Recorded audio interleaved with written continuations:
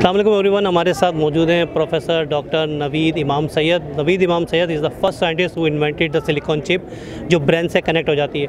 दुनिया भर के अंदर हम अगर नज़र दौड़ाएं तो पाकिस्तानी कम्युनिटी जहाँ कहीं भी डायस्पोरा मौजूद है, चाहे वो अमेरिका में हो, कनाडा के अंदर हो, पाकिस्तान का जो सर और झंडा फ़ख्र से बुलंद करने में अहम मकाम रखते हैं। उनमें वन ऑफ नवीद सैयद साहब हैं। नवीद सैयद साहब ने पाकिस्तान का सर हमेशा फ़ख्र से बुलंद रखा है और ये हमारे लिए ऑनर की बात है कि आज इन्होंने मेरी दावत कबूल करते हुए यहाँ पे पाकिस्तानी कम्युनिटी का बहुत बड़ा डायस्पोरा मौजूद है जो कि डॉक्टर्स, इंटेलेक्चुअल और इंटेलिजेंट पीपल पे जो है मुहित है। उनसे आज नवीद सैयद साहब कुछ पास्ट, कुछ प्रेजेंट और कुछ फ्यूचर की बात करेंगे। वो क्या बात है वो नवीद सैयद साहब ही बता सकते हैं मुझसे बेहतर, क्योंकि नवीद सैयद साहब अपने आप में एक आइकॉन है। ये वो शख्सियत हैं, वो कद्दावार शख्सियत हैं, वेरी काइंड, वेरी हम्बल, इनके बारे में जितना जिक्र किया जाए, जितना कहा जाए कम है। नवीद सैयद साहब जी, बिस्मिल्लाहिर्रहमानिर्रहीम। महबूब भाई, आपने तो कुछ ज़्यादा ही बोल दिया। मैं 360 टीवी का भी बहुत ही मशहूर हूँ। इसके अलावा महबूब भाई का भी देखिए, ये इन्होंने बड़ी मोहब्बत से ये प्रोग्राम यहाँ पे ऑर्गेनाइज़ किया, तो हमारी कोशिश होगी कि हमारी जो रिसर्च और तहकीक है उसको हम लोगों के साथ शेयर करें कि किस तरह से जो दिमाग के अमराज हैं या ऐसी बीमारियां जिनका कोई इलाज नहीं है, ये हमारी टेक्नोलॉजी किस तरह से उसका सद्देबाब कर सकती है, लोगों की इआनत कर सकती है। और ख़ास तौर पे नौजवान नस्ल जो महबूब भाई ने आज जमा की है, यंगर जनरेशन, उनको हम किस तरह से इंस्पायर कर सकते हैं कि एक लाइफ में एक पर्पस दे दें कि the purpose of life actually is a life live with the purpose. तो क्योंकि ये बच्चे यहाँ पे कंफर्टेबल हो गए हैं अपनी अपनी दुनिया में, तो कोशिश यही होगी कि इनको थोड़ा सा अनकंफर्टेबल किया जाए, बताया जाए कि इनके लिए मुस्तकबिल कितना ताबिंदा है और उसके लिए उन्होंने क्या क्या काविशें करनी हैं। Rahim, Assalamu alaikum everyone. I welcome you all here in this event that has been arranged for Professor Dr. Naweed Syed. So we'll start our program with the verses of Holy Quran, and I would request Mr. Arif Jahangiri to come on stage and do verses of Holy Quran followed by English translation. Assalamu alaikum warahmatullahi wabarakatuh. A'udhu billahi minash shaitanir rajim. Bismillahir rahmanir rahim. Ar-Rahman allama al-Qur'an khalaqa al-insan allamahu al-bayan ash-shamsu wal-qamaru bi-husban wan-najmu wash-shajaru yasjudan والسماء رفعها ووضع الميزان ألا تطغوا في الميزان وأقيموا الوزن بالقسط ولا تخسروا الميزان والأرض وضعها للأنام. Jazakallah Mr. Arif Jahangiri for these beautiful verses from Surah Rahman followed by English translation. तुम अपने परवरदिगार की कौन कौन सी नेमतों को झुटलाओगे? Now I would like to request you all to stand up for playing of national anthem of Canada followed by Pakistan and a moment of silence. Now I would like to give you an overview for the event today. So first of all, there will be a talk by Professor Dr. Naweed Syed. So Dr. Naweed Syed studied at the University of Karachi and Leeds. He is a professor of cell biology and anatomy of University of Calgary Medical School. Dr. Syed's team was the first to develop a bionic hybrid that allowed direct communication between brain cells and silicon chips. Dr. Syed has trained over 66 PhD and MSc students and 20 postdoctoral scholars and has given several hundred invited lectures around the world. Please give a big round of applause to Professor Dr. Naweed Syed.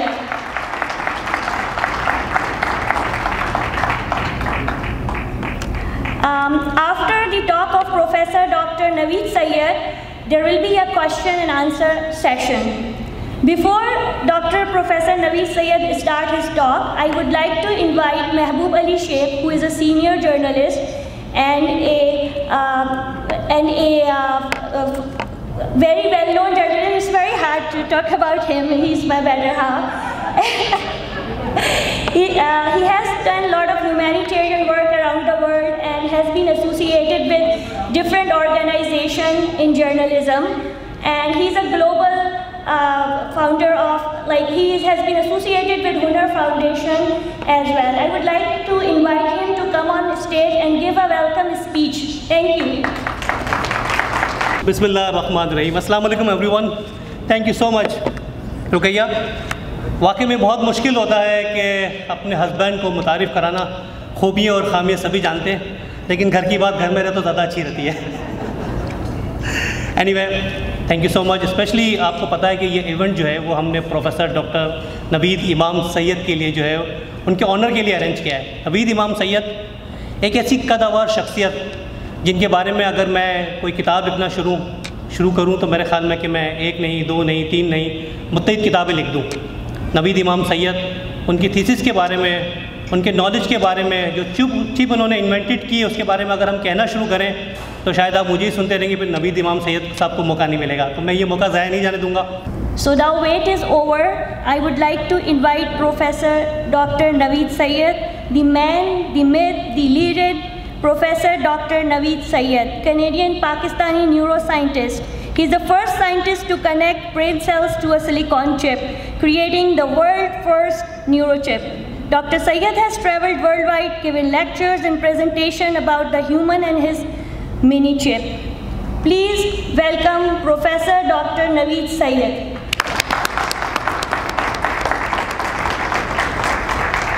Bismillahirrahmanirrahim. Good evening, everyone. I'm really indebted to our beloved Mahbub Bhai for hosting this particular event, and all of you for attending it. I think the question whether the chip can really work in a human, it's not possible what Mahbub Bhai just did. So you can see that the chip has already been planted.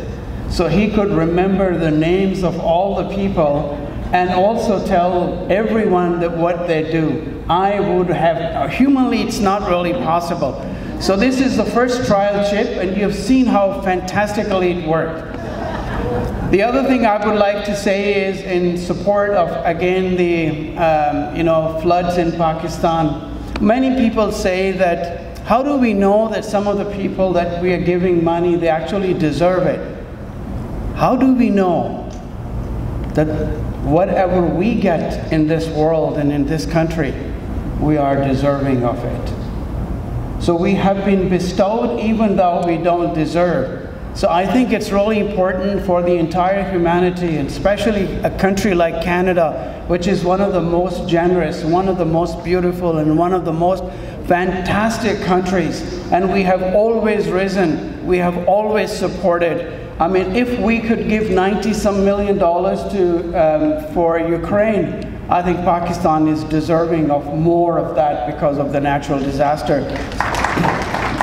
So we would really like to urge our government also to step up and match dollar for dollar what has been raised here. This is something that's really, really important. I also like to say that I had the privilege of speaking at the Hunar Foundation in Karachi. And the work the Hunar Foundation is doing is absolutely remarkable. I think, not everybody could go to Stanford, Harvard, or university, but everybody has the right to be able to earn their living through rightful and halal means. And I think Hunar Foundation is providing that opportunity as well.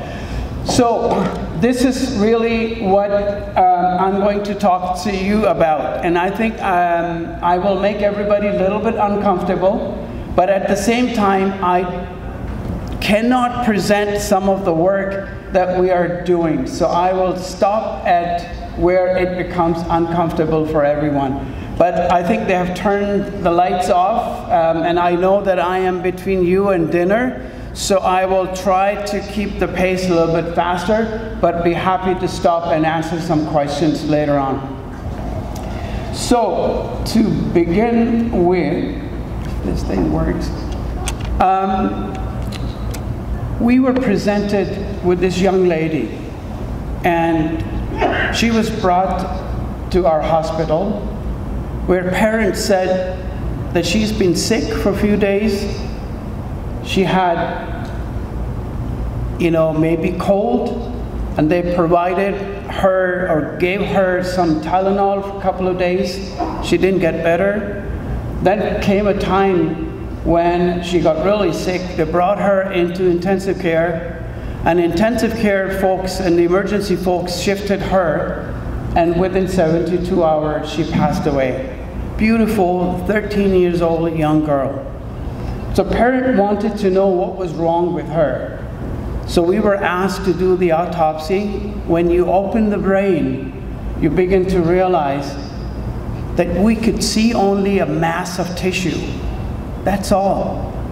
Her feelings, her sentiments, her emotions, her ability to think about Santa Claus coming down, her thinking about Tooth Fairy, her emotion and affection related to family and friends, getting upset with a friend for no good reason, thinking about little gremlins appearing underneath her carpet. All of these emotions and affections, they were impossible for us to really determine. So all we say is the brain is biological, but our thoughts, feelings, and beliefs, they are beyond observable. We cannot observe them. We cannot measure them.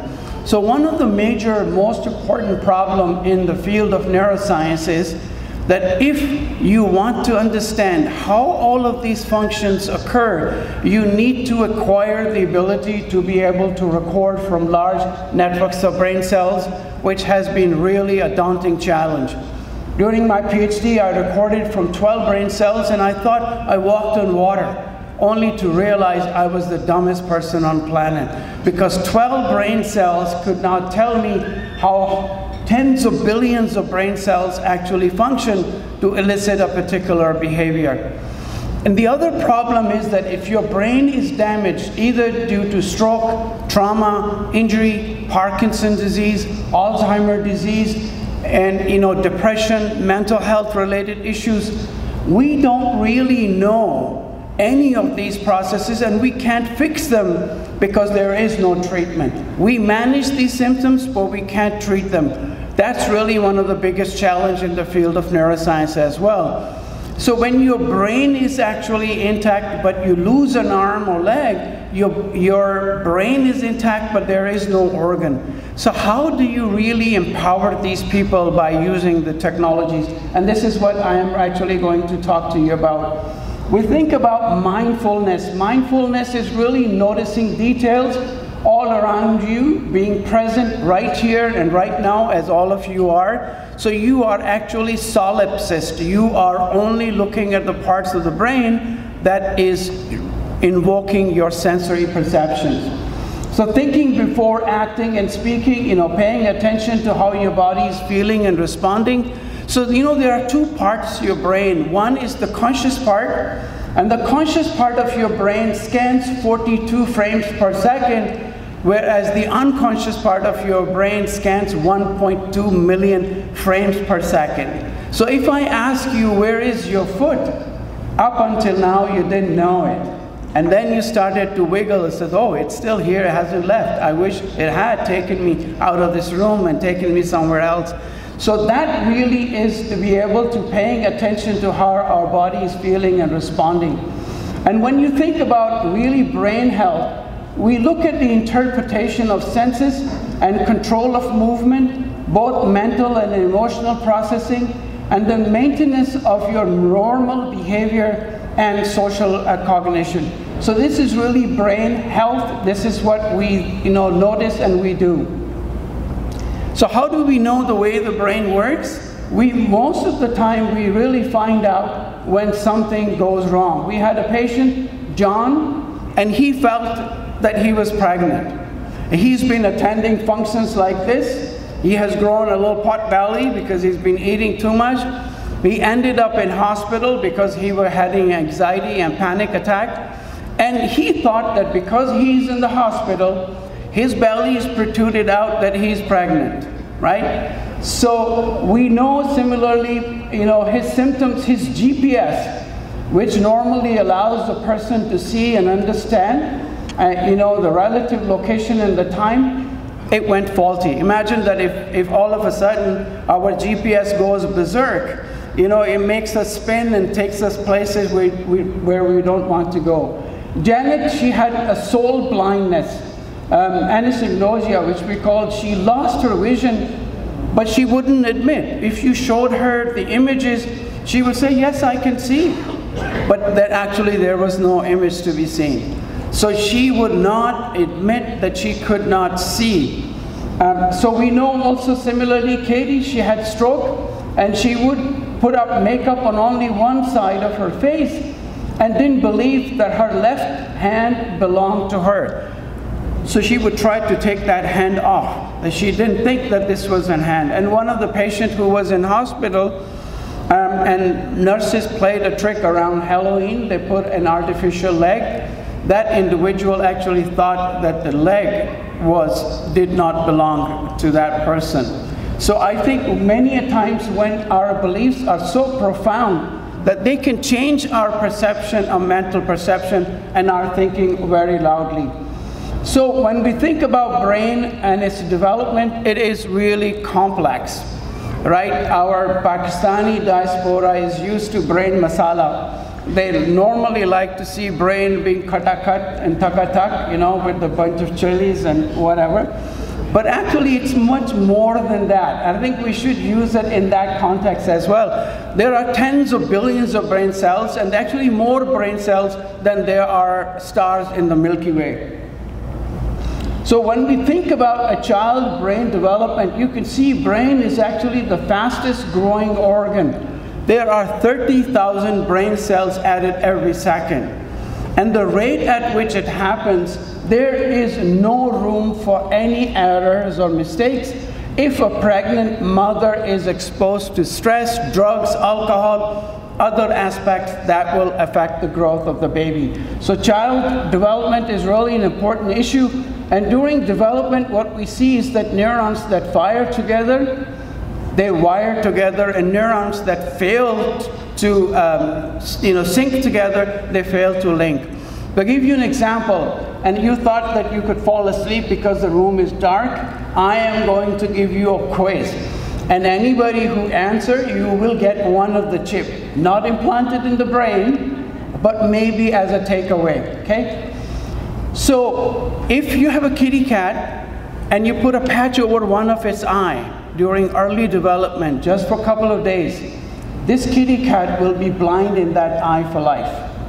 People who can't hear, they actually cannot speak, because the brain cells have to fire together in order to wire together. And when they don't fire during Alzheimer's disease, everything really falls apart, and that's something that you should keep in mind. So in our extensive research, we have come to know that the building blocks of brain are these neurons. There are tens of billions of these neurons. They are connected through special structures we call synapses. So I am the one who is doing the talking, so I am the pre-synapse. You're receiving this information, you are post-synapse, and this microphone is the synapse through which we are communicating with each other. And hopefully if you stayed awake, you would have gotten several thousand new synapses before you leave this room. So something important. And these neural circuits and synapses connect, but they're not hardwired. And your synapses change, or the synaptic plasticity, the functioning of brain changes all the time. And this gives rise to our behavior. So we know that epigenetics and genetics plays a very important role in wiring our brain. And now we are beginning to tap into large networks of brain cells just to figure out how it functions. So brain cells, if they are deprived of activities, we had the opportunity to get the brains of some of these kids who were really kept in a terrorist camps.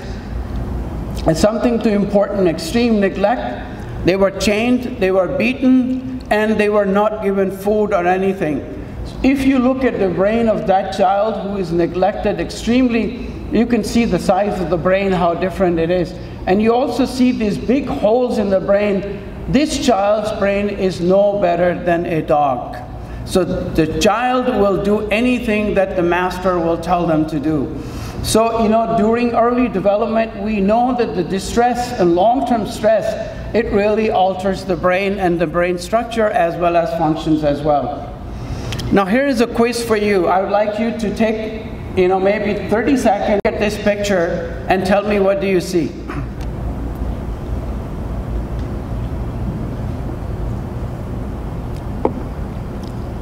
I know it's dinner time. Some of you thinking about chicken legs, chicken breast, maybe neck, maybe a fish.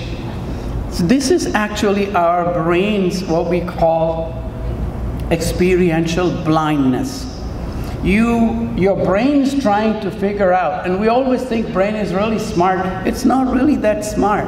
Most of it is guesswork, and I'm telling you this because this is what I'm going to exploit about brain, that it is really not that smart, that we can connect it with a semiconductor chip. So when you look at this picture, your brain is really thinking about your past. Oh, maybe this is a shark, maybe this is a camel. But let me show you what it actually is. Now you take a look at it, a real good look. Now you are no longer experientially blind. If I put this back, you can actually see the picture. So of course I am from West, I need to also show this. If you look at this image, it would really try to, your brain is constantly trying to deduce. It's making up a story. It's making up things. It's kick-starting to trying to figure out what this thing is. And once I actually show you, and I go back to that image, you are no longer experientially blind. So I think the brain has the ability to fill in the gaps at big time whenever it sees the empty things. Your brain is also very adaptive, and I would suggest you to do this experiment at home as well. Take a rubber hand, take it home, and what you're going to see here is that this young man has his own left hand completely covered. He cannot see his hand, but he's asked to focus on this rubber hand. And whenever his actual finger is stroked, his eyes are fixated on that same finger which is being stroked at the same time. Okay, everybody got it? Now watch what happens.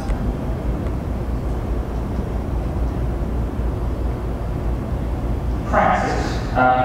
Here you can see fake hands focusing on it as the real hands, not focusing on it, simultaneous stroking. And there are various ways you can touch it. You see how quickly brain thought that the artificial hand actually belonged to that individual. And this is what we exploit when we do, you know, you see phantom limb. When somebody loses an arm, you can actually present them with an artificial prosthetic limb and make them believe that this is the part of their own brain. And if you connect it together, they will be able to control their prosthetic limb as if it is part of their own body.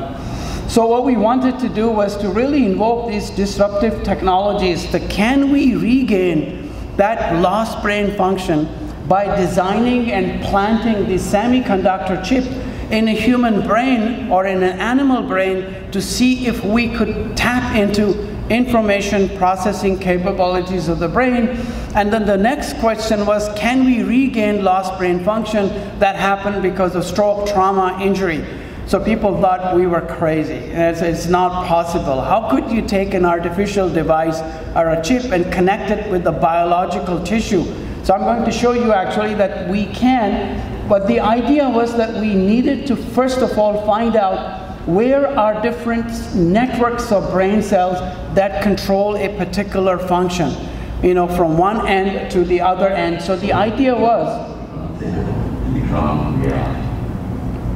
in the near future, tragedy in choices. Imagine a car crash that killed the girl.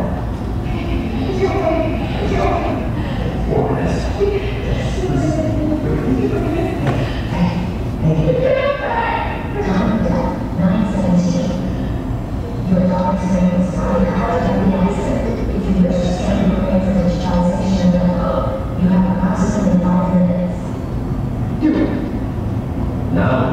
how are you eating when you can order a digital copy of your daughter's brain? And do you know what comes next?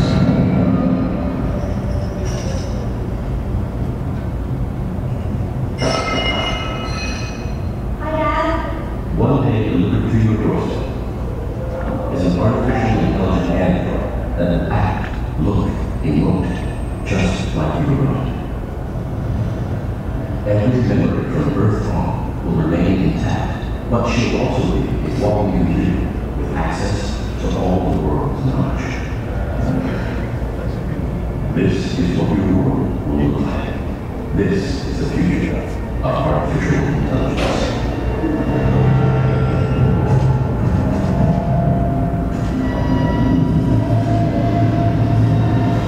It's the deep future. Your body, gone. You're all computing all the time. Let me also introduce you to Erica.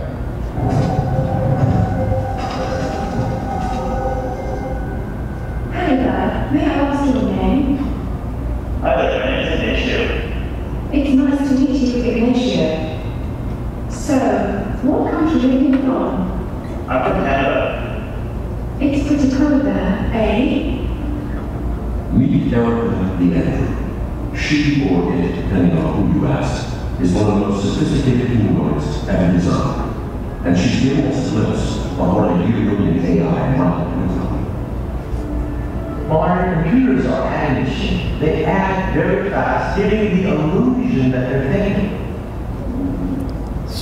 So this really is the future, and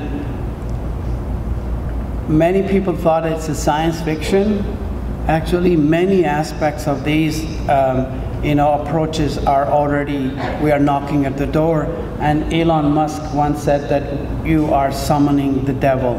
I wouldn't show here because I will get in a lot of trouble, but I will tell you where we actually are at this moment and what has been done. Many of people who have attended my talk before, they probably know all of this, but I think there are so many young people here. We would like to really get their brains excited and to give them a challenge, which is really formidable. But this is really, because there is no treatment for any of the brain ailments. We manage those patients. We cannot really treat them. There is nothing you could do. Stem cell therapy doesn't work in the brain because those cells turn into tumors. So this really is the idea. This is your future doctor, right? आबादी डॉक्टरों की जो बढ़ती रही यूं ही घर घर सदा लगाएंगे बीमार कोई है. So, these doctors, you already saw many of them in operation during COVID-19, where the little robots were actually going and serving as nurses in the hospital. So I think the things are changing really enormously. Robots are making entry into the hospitals. Many of the healthcare related issues are now being tackled through technology. So the question really is, where do we stand now? So, as humans, we are natural cyborgs. We are all $6 million people. We don't say hasta la vista, but we do say somebody gonna get hurt real bad. So we as humans actually have the natural tendency. Our brain plasticity allows us to attach to machines naturally. Connected to this machine, it is connected to that machine, my computer, it's connected to projector, and then everybody is actually online. So we are natural cyborg.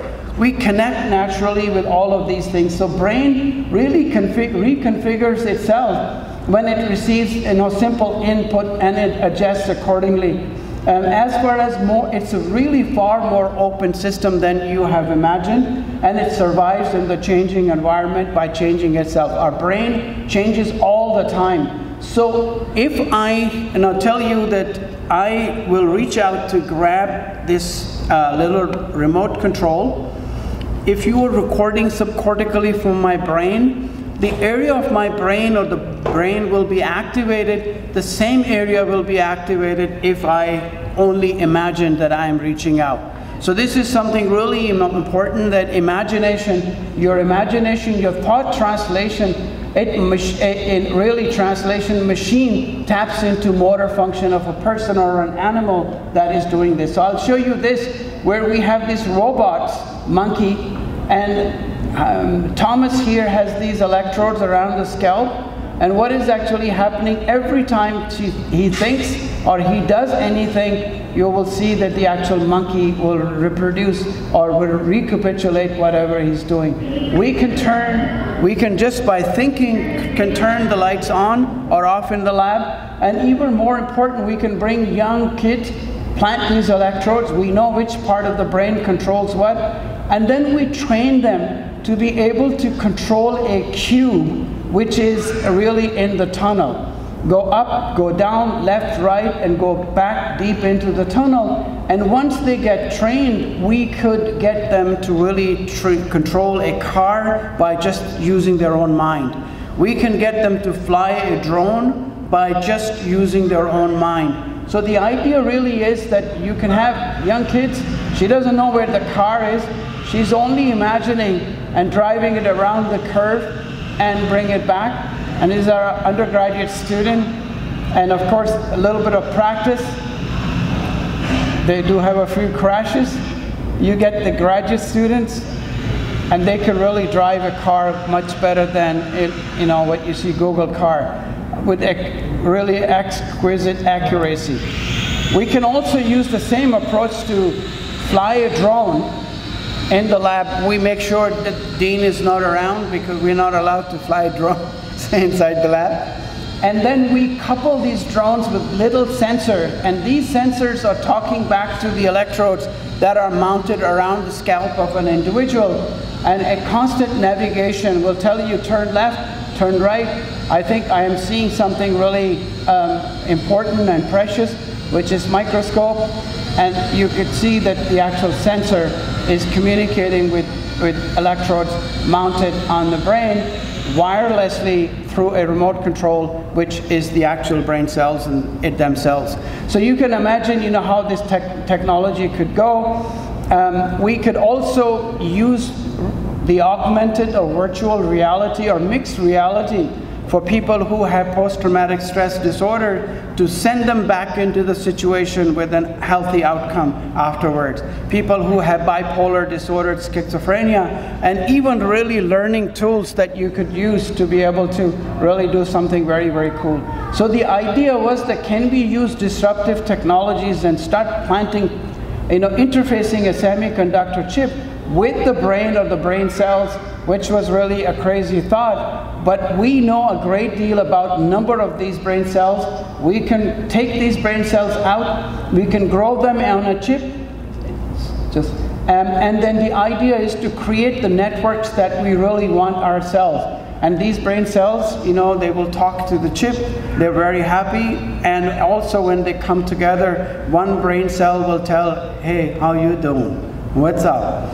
And this language that we begin to decode allows us to be able to really record from large networks of brain cells. We wanted to really do this, interfacing in the brain directly, but of course, it's a challenge to keep these brain cells alive outside the brain. So we developed this incubator system that has temperature control, it has pH control, oxygen, we supply everything, and we can keep these brain cells alive for days to weeks. And they really integrate beautifully, and they don't mind at all growing on the chip, because when you plant any device in the brain, you have to really be careful whether it will be rejected or accepted by the brain. So we can grow large networks of brain cells. We can actually monitor the activity. We are currently negotiating with Air Canada, whereby we will grow rat brain cells on a semiconductor chip, program it on the flight simulator plan, and these rat brain cells will fly this Airbus from Calgary and hopefully land it in Ottawa without the pilot, right? So when I presented in Pakistan, and I was very proud that this is something we're going to do, and somebody got up and it says, that's no big deal, our pilots are flying aircrafts without a license. So that tells you something about this. So we can actually monitor the activities of large networks, but these are dissociated neurons which have artificial network. What we wanted to do was to be able to take the slice of the brain and interface it with chips, so naturally built, Mother Nature built circuits could be really coupled with a semiconductor chip. And you could see that we are actually recording from single brain cells, even the seizures that are induced on this. But still, another major problem was that we are only recording from cells that are in contact with the chip, but brain is three-dimensional. How about other parts of the brain that are located at a distance? So we developed another technology we call semiconductor technology, whereby we grow these cells on silicon wafers. We label them with a dye, with fluorescent dye, that whenever they are excited, the dye will light up. We fire a laser through the microscope, which changes the properties of the wafer. And when you fire this laser, you can actually activate large networks of brain cells, and it is like a Christmas tree. I never thought that actually I will live long enough to see this particular breakthrough, where we can now monitor tens and thousands of brain cells, millions of brain cells, their activity indirectly through the imaging process. Now, this takes us to the next step, where people who lose their arms or legs, your brain is still intact, but there is really no organ. So if one were to plant chip inside the brain, the visual cortex of this monkey will make the contact with food palate. It will talk to its sensory motor cortex. And when sensory motor cortex discharges, you actually can pair it with an artificial prosthetic limb. The monkey can actually control its own limb through its own brain capabilities.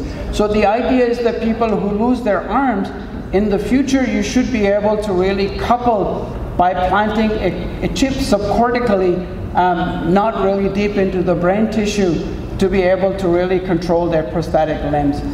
So my final point that I like to make today is that we wanted to take this approach into clinic, and we first used the seizures, because children who have seizures, they don't respond to medication. In the end, the surgeon has no choice but to go in and take out that part where the seizures are coming. But the major problem with that approach really is that the child has to stay in the hospital with a 30-foot cable attached.